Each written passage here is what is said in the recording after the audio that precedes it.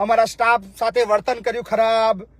અલા hero heroine સમજો તમારા જાતને શોરૂમ ની અંદર બેઠા હતા, પોતાનું દીકરું ના તે ભાઈ હા ઇતિહાસ કાઢ લેજે મહીપતસિંહ નો. હજુ પાછળ તો પડે જ નહીં, ખાલી એક સાદી વાત કરી દે કે ગાડી જલ્દી આપી દેજો.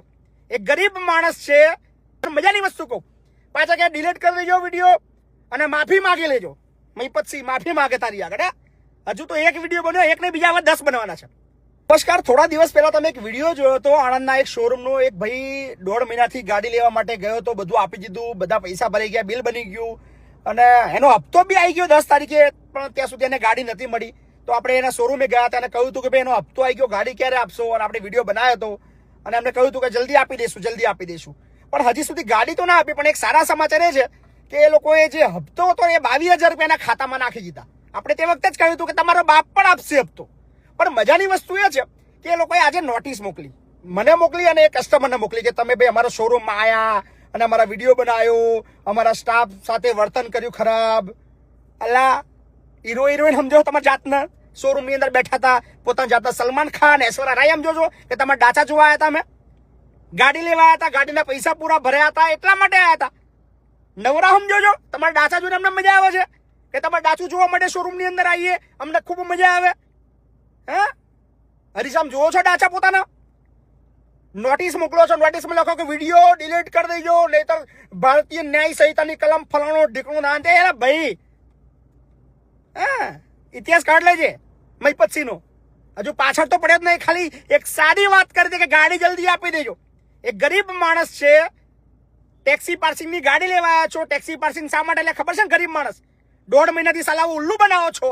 એક હપ્તો તમે ભર્યો, હજુ બીજો હપ્તો બી લઈશું, શાંતિ રાખો. મજાની વસ્તુ કહું, પાછા કે ડિલીટ કરી દેજો વિડીયો અને માફી માંગી લેજો. મહીપતસિંહ માફી માંગે તારી આગળ. હજુ તો એક વિડીયો બન્યો, એક ને બીજા 10 બનવાના છે. હવે 48 કલાકનો સમય મહીપતસિંહ ચૌહાણ આપે છે આ શોરૂમ વાળાને. 48 કલાકમાં ભાઈને જો ગાડી ના મળી તો દર 1 કલાકે વિડીયો આવવાનો છે. હિન્દીમાં આવશે, ઇંગ્લિશમાં આવશે, આખી ઇન્ડિયામાં આવવાનો છે. અને જે બૂમ પડવાની છે, મજા આવવાની છે. અને હું ખુદ હવે ઇન્ટરેસ્ટેડ છું. 4 મુદ્દા કીધા એમને કે વિડીયો ડિલીટ કરી દેજો, જાહેરમાં માફી માંગી લેજો અને 10 લાખ રૂપિયા લો. 10 લાખ તમારો બાપો આપીને ગયો હતો કે બીજું કોઈ મિલીને ગયું હતું મારે ત્યાં? 10 લાખ રૂપિયા લો. 48 કલાક સાદી ભાષામાં કહું છું, ગાડી એ ભાઈના કપિલના આપી દેજો. 48 કલાકમાં ગાડી એને ના મળી પછી જે Mahipatsinh as a customer, Mahipatsinh Chauhan as a customer આવશે અને જે બૂમ પડવાની છે ને, સાલાઓ તમારી બધી હવા નીકળી જશે. તમને પોતાની જાતને એવું સમજો છો કે આપણે મોટા શોરૂમ વાળા, બહુ પૈસા વાળા, આપણો માલિક પૈસા વાળો, એટલે કાયદો આપણો બાપની જાગીર છે, પોલીસ વાળા આપણા ખીચામ છે, હપ્તો આલ દેશો એટલે કોઈ કશું બોલશે ને ભૂકા કાઢી નાખી. સાલાઓ યાદ રાખજો, આ મહીપતસિંહ છે. અત્યાર સુધી તમને બીજા કસ્ટમર મળ્યા છે, મહીપતસિંહ જેવો નહીં મળ્યો હોય, પણ આ વખતે 48 કલાકમાં કપિલના ગાડી ના મળી. અને હું ઈચ્છું છું તમે ના લો.